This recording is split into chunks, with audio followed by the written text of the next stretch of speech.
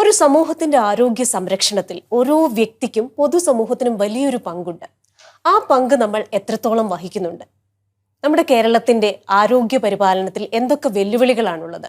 ജീവിതശൈലി രോഗങ്ങളിൽ നിന്ന് നമുക്ക് എങ്ങനെ രക്ഷ നേടാം? അവയവദാനം നടത്തുമ്പോൾ എന്തൊക്കെ കാര്യങ്ങൾ നമ്മൾ ശ്രദ്ധിക്കണം?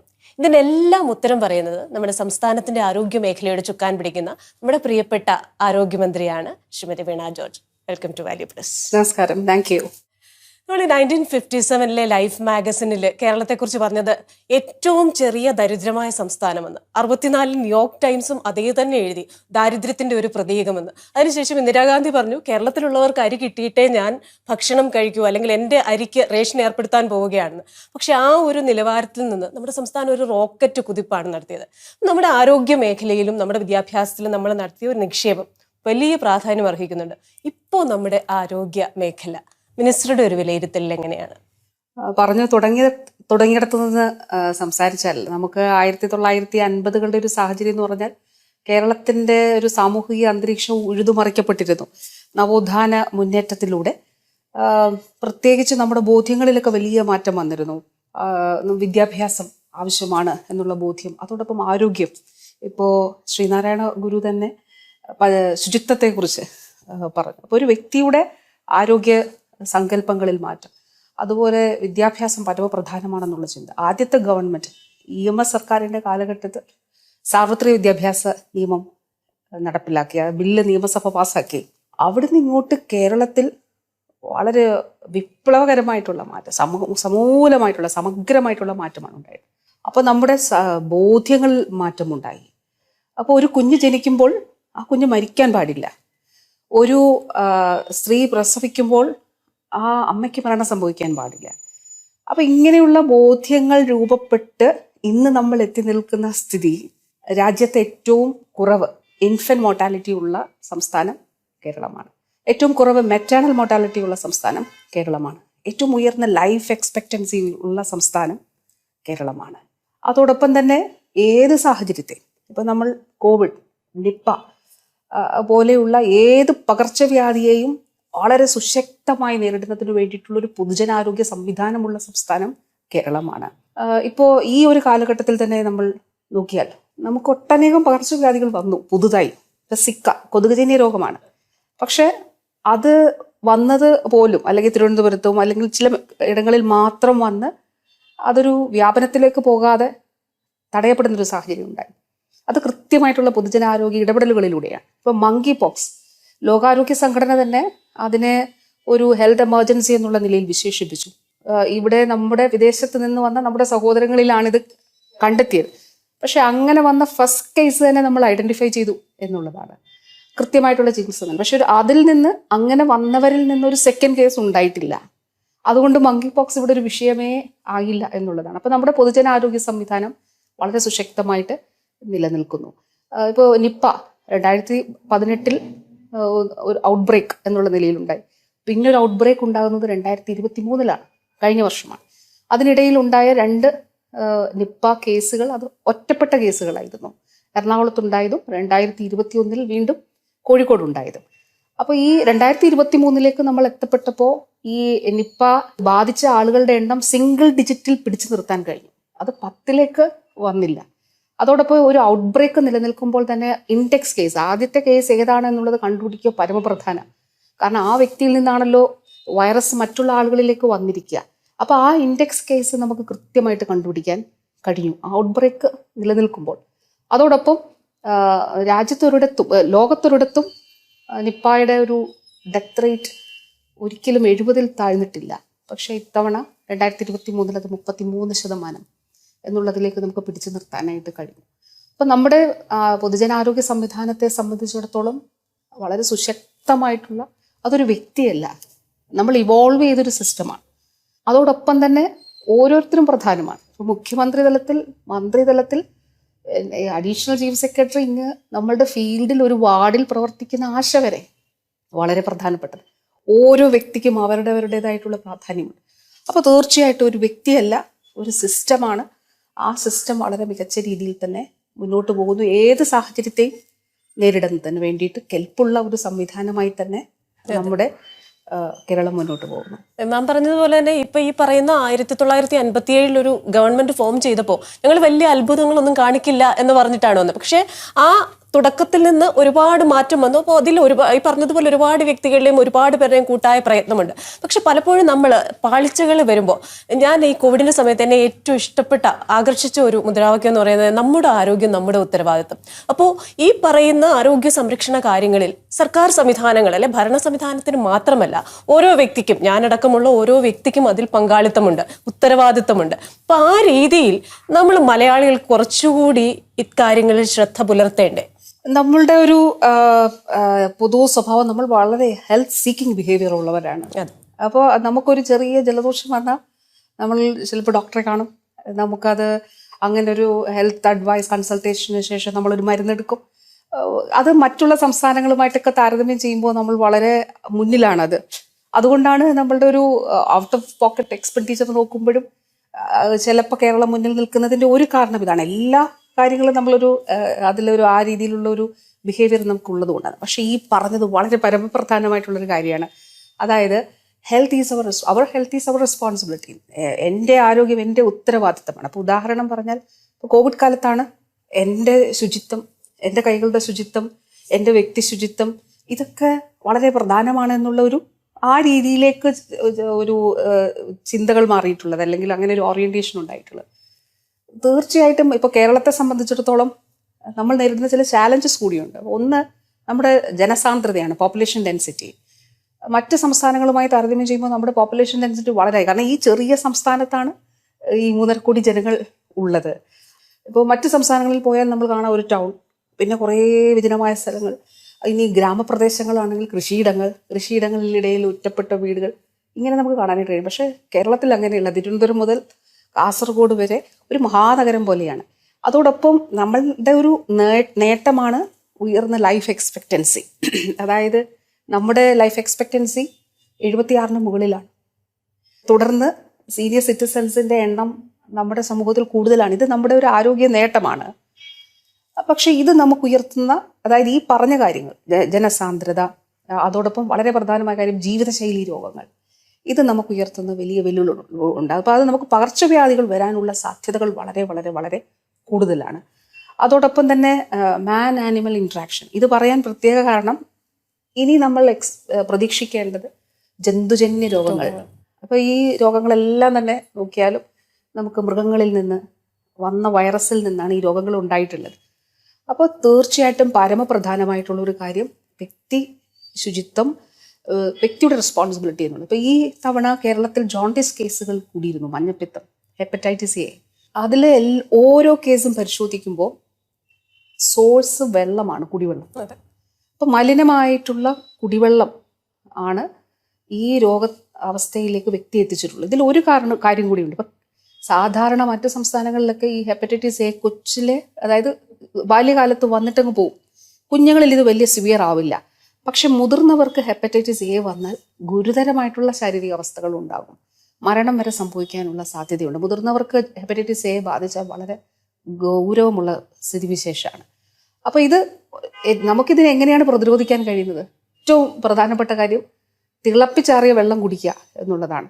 അതോടൊപ്പം ഇപ്പോൾ നമ്മൾ ഹോട്ടലുകളിൽ പോകുമ്പോൾ അത് വ്യക്തി മാത്രമല്ല, അതിൻ്റെ ഉത്തരവാദിത്തപ്പെട്ടവർ കൂടിയുണ്ട്. അതായത് നമ്മൾ ഈ ചട്നിയിൽ ഒഴിക്കുന്ന വെള്ളം ഏതാണ്, അല്ലെങ്കിൽ ജ്യൂസിൽ ഒഴിക്കുന്ന വെള്ളം ഏതാണ്, അത് സമൂഹത്തിൻ്റെ കൂടി, അതായത് ആ ബിസിനസ് നടത്തുന്നവരുടെ, ഹോട്ടലുകളുടെ, റെസ്റ്റോറൻറ്റ്, കടകളുടെ ഉത്തരവാദിത്വമാകുന്നു. പക്ഷെ നമ്മൾ വ്യക്തികൾ എന്നുള്ള നിലയിൽ എൻഷുർ ചെയ്യാൻ കഴിയുന്നത് കുടിവെള്ളം ശുദ്ധമായിട്ടുള്ള, തിളപ്പിച്ചാറിയ വെള്ളം കുടിക്കുക, ശുദ്ധമായിട്ടുള്ള ഭക്ഷണം കഴിക്കുക എന്നുള്ളതാണ്. ഈ ഏത് പകർച്ചവ്യാധിയെ സംബന്ധിച്ചും ഇത് വളരെ വളരെ പ്രധാനപ്പെട്ടതാണ്. രോഗം ഒരാളിൽ നിന്ന് മറ്റൊരാളിലേക്ക് പകരാതെ ഇരിക്കാൻ ഇത് വളരെ പ്രധാനപ്പെട്ടതാണ്. അതുമാത്രമല്ല, ഈ അവർ ഹെൽത്ത് ഈസ് അവർ റെസ്പോൺസിബിലിറ്റി എന്ന് പറയുമ്പോൾ ജീവിതശൈലി രോഗങ്ങൾ, ഇപ്പോൾ നമ്മൾ പൊതുവിൽ നമ്മുടെ ഒരു സംസ്ഥാനത്തെ പ്രമേഹമുള്ളവരുടെയും രക്തസമ്മർദ്ദമുള്ളവരുടെയും ഒക്കെ ഒരു കണക്കെടുത്ത് നോക്കിയാൽ വലിയ രീതിയിൽ കൂടിയിട്ടുണ്ട്. ഇപ്പോൾ നമ്മൾ നവകേരള കർമ്മ പദ്ധതിയുടെ ഭാഗമായി ആർദ്ര മിഷനിലൂടെ കേരളത്തിൽ കഴിഞ്ഞ വർഷം നമ്മളൊരു പ്രവർത്തനം ആരംഭിച്ചു. അതായത് വീടാനന്തരം പോയി നമ്മുടെ ഹെൽത്ത് വർക്കേഴ്സ് സർവേ ചെയ്യുന്നത് ആരൊക്കെയുണ്ട്, ആർക്കൊക്കെ അസുഖങ്ങളുണ്ട്, ഇനിയും ഒബീസ് ആണോ, ഈ അസുഖങ്ങളുള്ളവരിൽ ജീവിതശൈലി രോഗങ്ങളുണ്ടെങ്കിൽ കൃത്യമായി മരുന്ന് കഴിക്കുന്നുണ്ടോ, എത്ര ഇടവേളകളിൽ പരിശോധനകൾ നടത്തി, ഇതെല്ലാം പരിശോധിച്ചു. അപ്പം ഒന്ന്, ജീവിതശൈലി രോഗങ്ങളുള്ളവർ കൃത്യമായിട്ടുള്ള മരുന്ന് കഴിച്ചിട്ട് അത് തീവ്രത കൂടുന്നില്ല എന്നുള്ളത് ഉറപ്പാക്കണം. അതൊരു റെസ്പോൺസിബിലിറ്റിയാണ്. ഇനി വരാൻ സാധ്യതയുള്ളവർ രോഗം വരുന്നില്ല എന്നുള്ളത് കൂടി ഉറപ്പാക്കേണ്ടതായിട്ടുണ്ട്. കാരണം ഇതിൻ്റെ ഒരു അടുത്ത ഘട്ടത്തിലേക്ക് വന്നാൽ ഹൃദ്രോഗം, ക്യാൻസർ, അപ്പോൾ അങ്ങനെയുള്ള ഗുരുതരമായിട്ടുള്ള രോഗാവസ്ഥകളിലേക്ക് എത്തപ്പെടാം. അപ്പോൾ തീർച്ചയായിട്ടും നമ്മൾ ആരോഗ്യവകുപ്പ് മുന്നോട്ട് വെക്കുന്ന ഒരു അപേക്ഷ, അഭ്യർത്ഥന, ഒരു വർഷം, ഒരു 30 വയസ്സിന് മുകളിലുള്ള എല്ലാവരും ഒരു വർഷം ഒരു തവണയെങ്കിലും ഹെൽത്ത് ചെക്കപ്പ് നടത്തണം. എനിക്ക് കുഴപ്പമില്ല എന്ന് പറഞ്ഞ് നമ്മളത് വിട്ട് കളയരുത് എന്നുള്ളതാണ്. അപ്പോൾ അതുകൊണ്ട് ആ ഹെൽത്ത് ചെക്കപ്പിൽ എങ്ങനെയാണ് നമ്മളുടെ വിവിധങ്ങളായിട്ടുള്ള കാര്യങ്ങൾ പരിശോധിച്ച് നമുക്ക് റിസ്ക് ഫാക്ടേഴ്സ് അനലൈസ് ചെയ്ത് രോഗം വരുന്നില്ല എന്നുള്ളത് ഉറപ്പാക്കുക എന്നുള്ളതാണ്. ഒരു കാര്യം കൂടി ഇപ്പോൾ നമ്മൾ ആലോചിക്കുന്നുണ്ട്, അത് നമ്മുടെ ഹെൽത്തി ലൈഫ് ക്യാമ്പയിനാണ്. അപ്പോൾ അതിൻ്റെ ഭാഗമായിട്ട്, അതായത് നല്ല ഭക്ഷണം, നല്ല വ്യായാമം ഉണ്ടാകണം. അപ്പം ഞാൻ നമ്മുടെ കുറച്ച് ഷെഫ്സുമായിട്ടുമൊക്കെ സംസാരിച്ചു. കാരണം സമൂഹത്തെ ഇൻഫ്ലുവൻസ് ചെയ്യാൻ കഴിയുന്ന ആളുകളുണ്ടല്ലോ. അപ്പോൾ അങ്ങനെ അവരുമായിട്ട് സംസാരിച്ച്, അങ്ങനെയുള്ള ഇൻഫ്ലുവൻഷ്യൽ ഗ്രൂപ്പ്സുമായിട്ട് സംസാരിച്ചിട്ട് നമുക്കൊരു കേരളത്തിൽ പൊതുവെ ഒരു ഹെൽത്തി ലൈഫ് ക്യാമ്പയിൻ വേണം. ഇതിലേക്ക് എത്തപ്പെടുന്നതിന് ഒരു കാരണം കൂടിയുണ്ട്. ഇപ്പം നമ്മൾ സ്ത്രീകളിലെ എച്ച് ബി നോക്കിയാൽ മിക്ക സ്ത്രീകൾക്കും വിളർച്ചയുണ്ട്. ഇപ്പോൾ ഇന്ത്യയുടെ പൊതുസ്ഥിതി എടുത്താൽ വിളർച്ച ഏറ്റവും കുറവ് കേരളത്തിലാണ്. അപ്പോൾ 40% കുറവ് വിളർച്ചയുള്ള ഒറ്റ സംസ്ഥാനം അത് കേരളമാണ്. പക്ഷേ നമുക്കത് പോരല്ലോ. നമ്മൾ ഇത്ര പുരോഗമന ഒരു സമൂഹമാണ്. ഇപ്പം നമ്മൾ പല സ്ത്രീകൾക്കും, പുരുഷന്മാർക്കും ഉണ്ട് കേട്ടോ, ആൺകുട്ടി അതുമുണ്ട്, പക്ഷെ കൂടുതൽ സ്ത്രീകൾ എന്നുള്ള നിലയിൽ നമ്മൾ സ്റ്റെപ്പ് കയറുമ്പോൾ കിതപ്പുണ്ടാവും. അപ്പോൾ നമ്മൾ പോയി ഹാർട്ടെല്ലാം ചെക്ക് ചെയ്യുമ്പോൾ ഹാർട്ടിന് കുഴപ്പമില്ല, വിളർച്ചയാകാം. പിന്നെ നമ്മുടെ കുഞ്ഞുങ്ങൾ ചിലപ്പോൾ അവർക്ക് പഠിക്കുമ്പോൾ ക്ഷീണമായിരിക്കും, ഉന്മേഷക്കുറവ്. നമുക്ക് തന്നെ ഒന്നിലും ഒരു ശ്രദ്ധ, ഒരു ഉന്മേഷക്കുറവാണ്, ഒന്നും ചെയ്യാൻ കഴിയുന്നില്ല. സ്റ്റെപ്പ് ഞാൻ ഈ പറഞ്ഞതുപോലെ ജോലിയിൽ തുടർച്ചയായിട്ടൊക്കെ ചെയ്യാൻ കഴിയുന്നില്ല. അസുഖത്തിൽ വിളർച്ചയായിരിക്കും. അപ്പം വിളർച്ച എന്നുള്ളതൊരു രോഗാവസ്ഥയാകാം. അതെ, വിളർച്ച ചിലപ്പോൾ നമുക്ക് പരിഹരിക്കാനും കഴിയും. ഇതിൽ ഏറ്റവും ശ്രദ്ധിക്കേണ്ട കാര്യം നഗരപ്രദേശങ്ങളിലെ സ്ത്രീകളിൽ വിളർച്ച കൂടുതലാണ് എന്നുള്ളതാണ്. അതായത് ജോലി ചെയ്യുന്ന സ്ത്രീകളിൽ, ഒരു സാമ്പത്തികമായി ശാക്തീകരിക്കപ്പെട്ട സ്ത്രീകളിൽ വിളർച്ചയുണ്ട് എന്നുള്ളതാണ്. അപ്പോൾ അത് എന്തുകൊണ്ടാണ്? നമ്മളുടെ ലൈഫ് നമ്മൾ ശ്രദ്ധിക്കുന്നില്ല, ഓരോ സ്ത്രീയെ സംബന്ധിച്ചിടത്തോളം.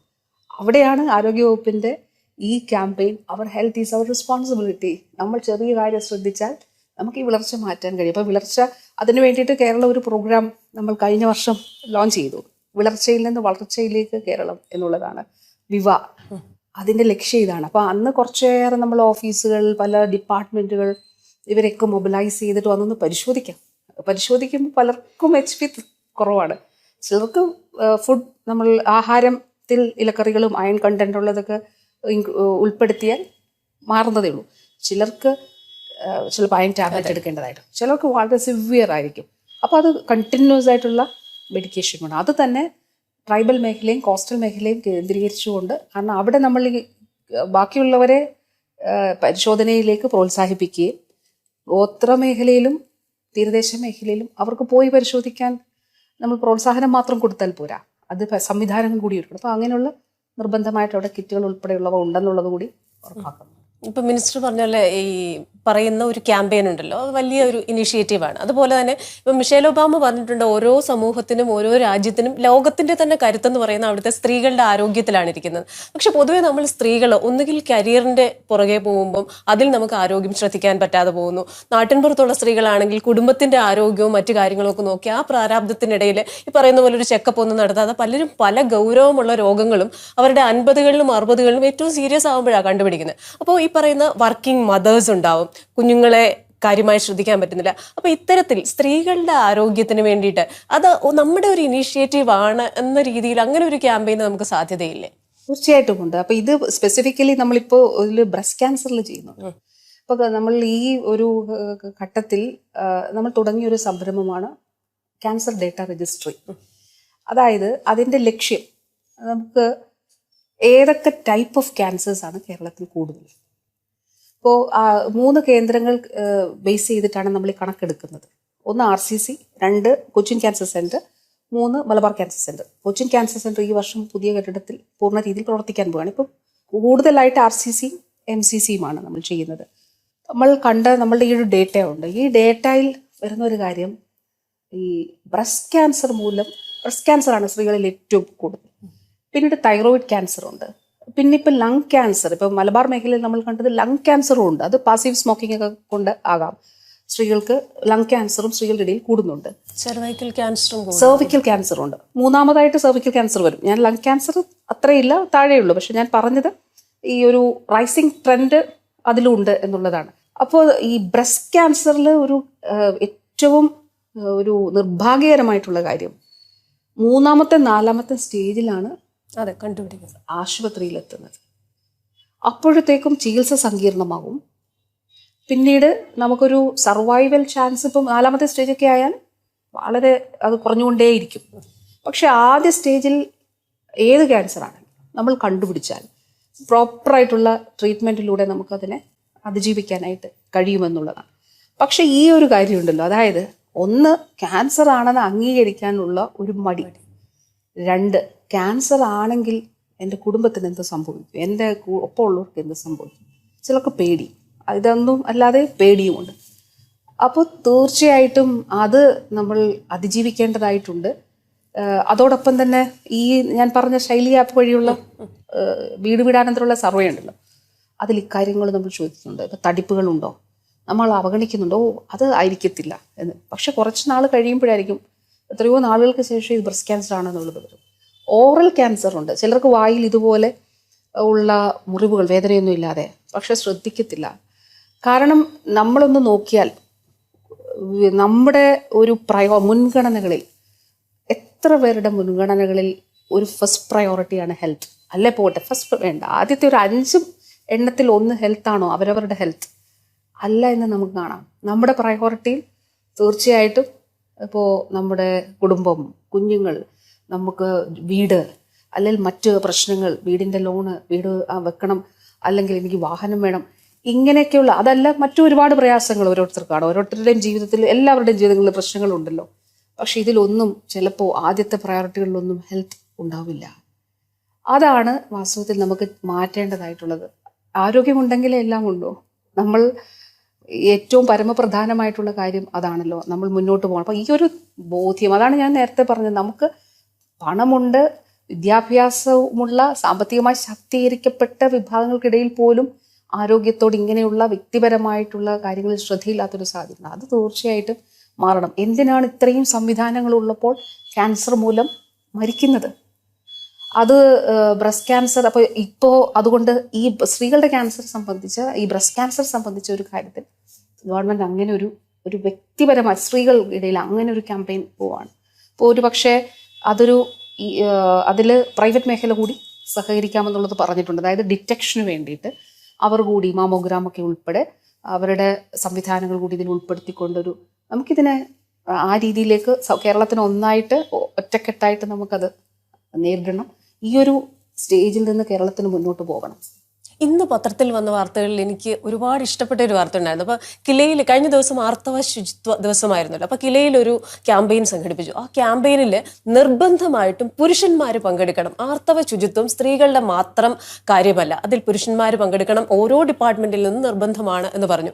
എന്ന് പറഞ്ഞതുപോലെ ഈ സ്ത്രീകളാണ് ഓരോ കുടുംബത്തിൻ്റെയും എല്ലാ കാര്യങ്ങളും നോക്കി, പുരുഷന്മാരല്ല എന്നല്ല ഞാൻ പറയുന്നത്. അപ്പോൾ ഈ കുഞ്ഞുങ്ങളെ വളർത്തുന്നതിൽ കൂടുതലൊരു പങ്കാളിത്തം വരുന്നത്. അപ്പോൾ ഈ സ്ത്രീകളുടെ ആരോഗ്യത്തിൽ ഓരോ വീട്ടിലെയും പുരുഷന്മാർ വോളണ്ടറി ആയിട്ട്, എൻ്റെ ഭാര്യ, എൻ്റെ അമ്മ, എൻ്റെ സഹോദരി, എൻ്റെ പെൺകുട്ടി, ഇവരെല്ലാം ആരോഗ്യത്തോടെ ഇരിക്കണം. അപ്പോൾ നിങ്ങൾ ആരോഗ്യകാര്യങ്ങൾ ശ്രദ്ധിക്കുന്നുണ്ടോ? വളരെ കാഷ്വലായിട്ടാണെങ്കിലും ചോദിക്കുക. അപ്പോൾ ആ രീതിയിൽ ഒരു റിവേഴ്സ് ക്യാമ്പയിനായിട്ട്, അതുപോലെ തന്നെ സ്ത്രീ സുരക്ഷയുടെ കാര്യത്തിലാണെങ്കിലും ഓരോ വീട്ടിലെയും ഈ പറയുന്ന ഈ അമ്മായിയമ്മ മരുമക്കൾ പോര് അങ്ങനെയൊക്കെ വരുമ്പം, അല്ലെങ്കിൽ ഈ മരുമകളെ പീഡിപ്പിക്കുന്നു എന്ന് പറയുമ്പോൾ അത് പാടില്ല എന്ന് ഓരോ ആൺകുഞ്ഞിനെയും പറഞ്ഞു കൊടുത്ത് വളർത്തേണ്ടത് ആ അമ്മയാണ്, തിരുത്തേണ്ടത് സഹോദരിയാണ്, അല്ലേ? അപ്പോൾ എന്ന് പറയുന്ന പോലെ ഒരു റിവേഴ്സ് ക്യാമ്പയിൻ നമ്മുടെ ഭാഗത്ത് നിന്നുണ്ടാകേണ്ടത്. ഒന്ന്, ഈ പറയുന്ന അമ്മമാര് ആൺമക്കളെ ഈ രീതിയിൽ ഒരു പരിശീലനം കൊടുക്കുക.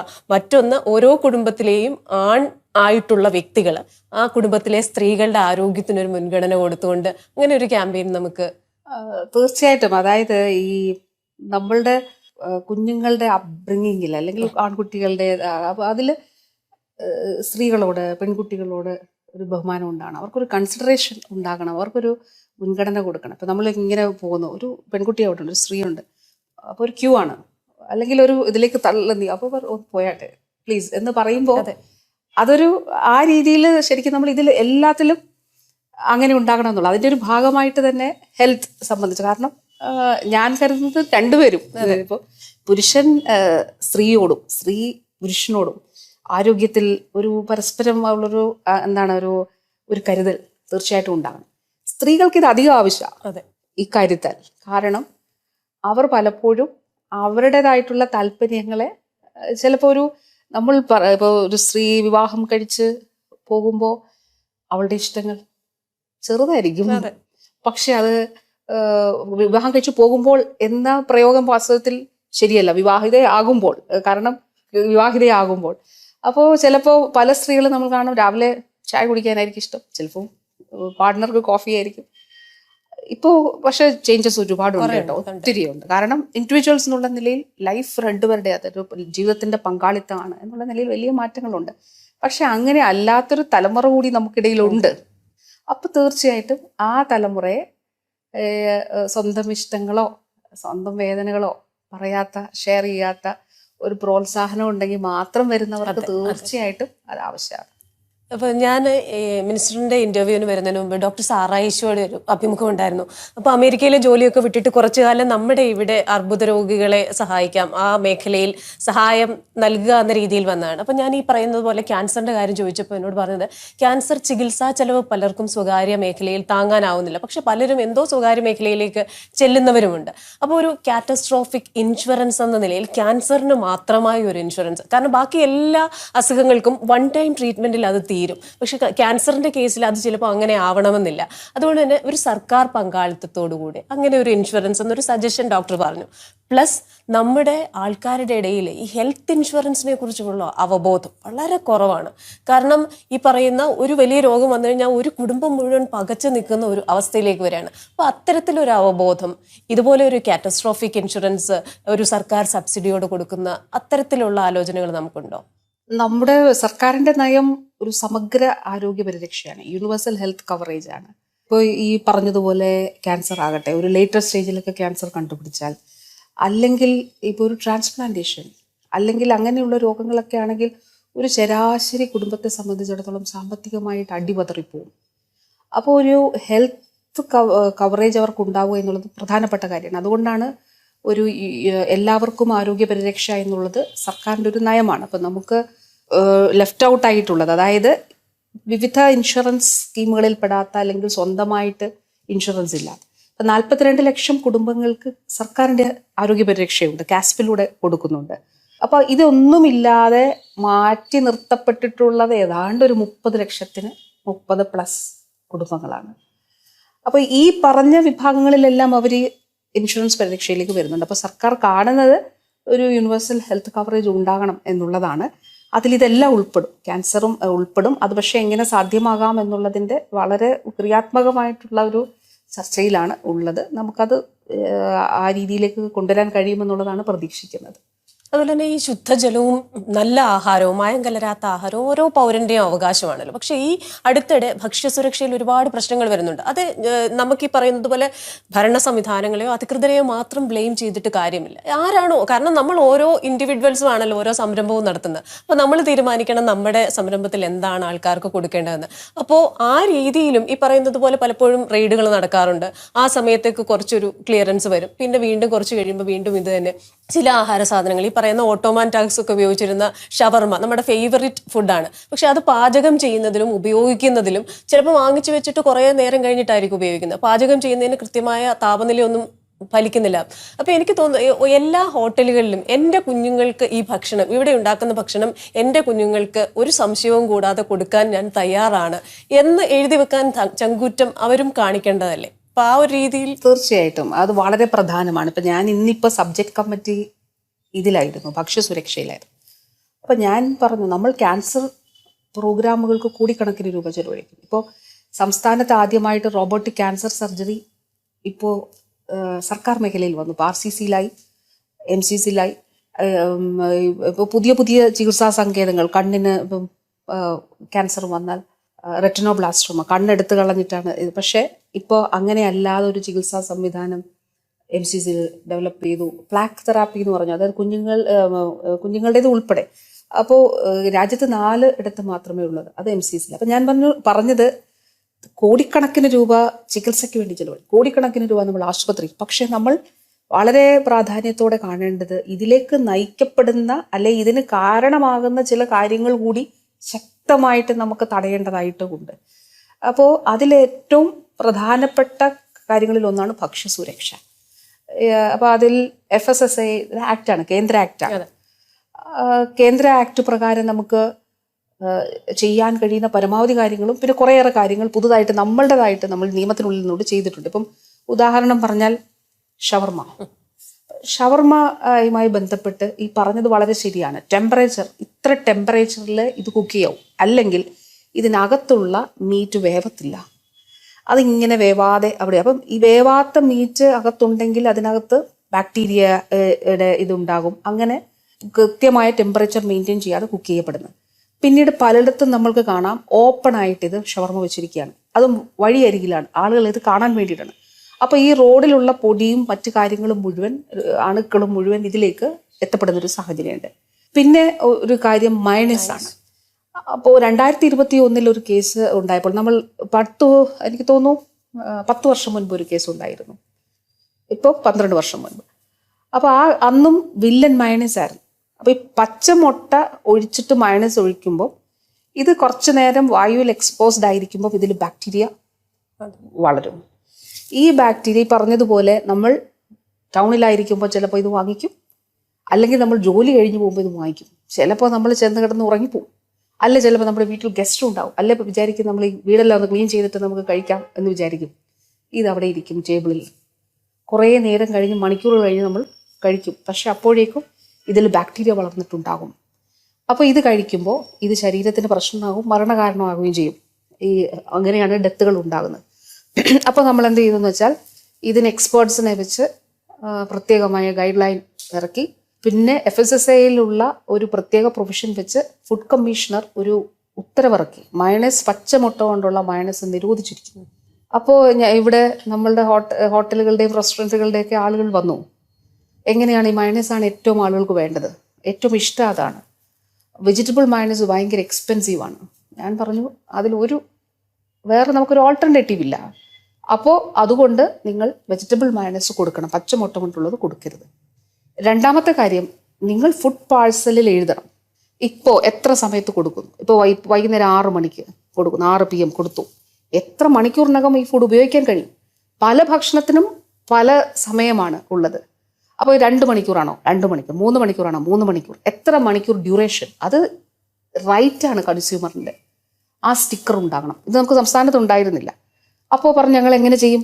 ഞാൻ പറഞ്ഞു നിസ്സാരമായി നിങ്ങൾക്ക് ചെയ്യാൻ കഴിയുന്ന രീതിയിൽ നിങ്ങൾ ചെയ്യണം, പക്ഷെ അത് ചെയ്തിരിക്കണം സ്റ്റിക്കറിൻ്റെ കാര്യം. പക്ഷേ പലയിടത്തും ഇപ്പോൾ കഴിഞ്ഞ ദിവസം നമ്മൾ പരിശോധന നടത്തിയപ്പോൾ 52 സ്ഥാപനങ്ങൾ പൂട്ടി. ഈ ക്രൈറ്റീരിയ ഒന്നും പാലിക്കാതെ ഇപ്പോഴും പുറത്ത് ഇതുപോലെ എക്സ്പോസ്ഡ് ആയിട്ട് ഇരിക്കുന്ന ഇങ്ങനെയുള്ള ഇതിൽ 52 സ്ഥാപനങ്ങൾ പൂട്ടി. പൊതുജനങ്ങൾക്ക് ഇങ്ങനെയുള്ള സ്ഥാപനങ്ങൾ ഉണ്ടെങ്കിൽ അറിയിക്കാം, നമ്മൾ കർശന നടപടികൾ എടുക്കും. അതോടൊപ്പം തന്നെ പകർച്ചവ്യാധികൾ, ഇപ്പോൾ FSSAI പ്രകാരം ടൈഫോയിഡ് ഉള്ള ആളുകൾ ഫുഡ് സെർവ് ചെയ്യാൻ പാടില്ല, അവിടെ ഹോട്ടൽസും റെസ്റ്റോറൻറ്റ്സിലും നിൽക്കാൻ പാടില്ല. ആക്ടിൽ ടൈഫോയിഡ് ഉള്ള ആളുകൾ മാത്രമല്ല, പകർച്ചവ്യാധികളുള്ളവർ, കൈകളുടെ നഖത്തിൻ്റെ ശുചിത്വം, അതുപോലെ പകർച്ചവ്യാധികൾ, ചുമയുള്ളവർ ചുമയ്ക്കും, ഫുഡ് കൊണ്ടുവരുമ്പോഴായിരിക്കും അതിൻ്റെ പാർട്ടിക്കിൾസ് നമ്മുടെ ഫുഡിൽ വീഴാം. അപ്പോൾ അതുകൊണ്ട് ജലദോഷം, പനി, അങ്ങനെ പകർച്ചവ്യാധികളുള്ളവർ നിർബന്ധമായിട്ടും അവിടെ ഉണ്ടാവാൻ പാടില്ല.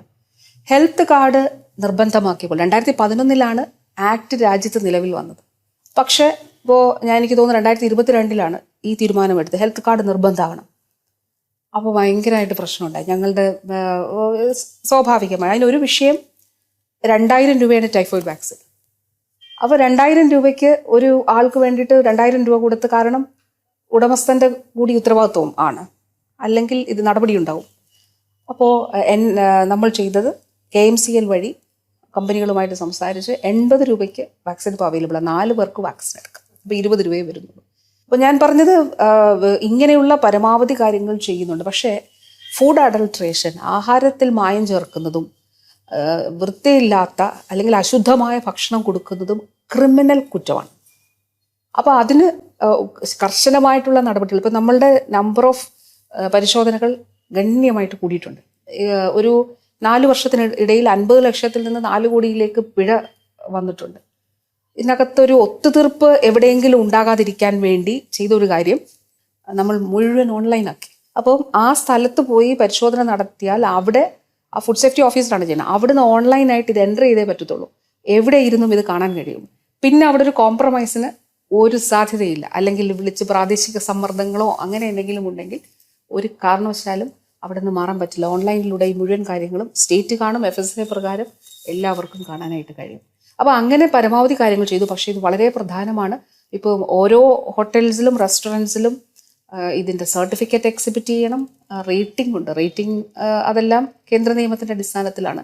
പക്ഷെ വളരെ പരമപ്രധാനമായിട്ടുള്ളൊരു കാര്യമാണ് നല്ല ഭക്ഷണം. നമ്മൾ ചികിത്സയ്ക്ക് വേണ്ടി, രോഗത്തിന് വേണ്ടിയിട്ട് ചിലവഴിക്കുന്ന തുക എത്ര തുകയാണ്. അപ്പോൾ ആ ഒരു ശ്രദ്ധ, നമുക്ക് നല്ല ഭക്ഷണം അത് സെർവ് ചെയ്യണം, നല്ല ഭക്ഷണം സെർവ് ചെയ്യണം, അത് വൃത്തിയായി സെർവ് ചെയ്യണം. ഉണ്ടാക്കുന്നതും പ്രധാനമാണ്, സെർവ് ചെയ്യുന്നതും പ്രധാനമാണ്. അപ്പോൾ തീർച്ചയായിട്ടും ഈ പറഞ്ഞതുപോലെ അവിടുന്ന് തന്നെ എല്ലാവരും ഭക്ഷണം കഴിക്കുന്ന ഒരു അത്രയും കോൺഫിഡൻസ് ജനങ്ങൾക്ക് കൊടുക്കാൻ കഴിയണം. അപ്പോൾ അതാണ് പ്രധാനപ്പെട്ട കാര്യം.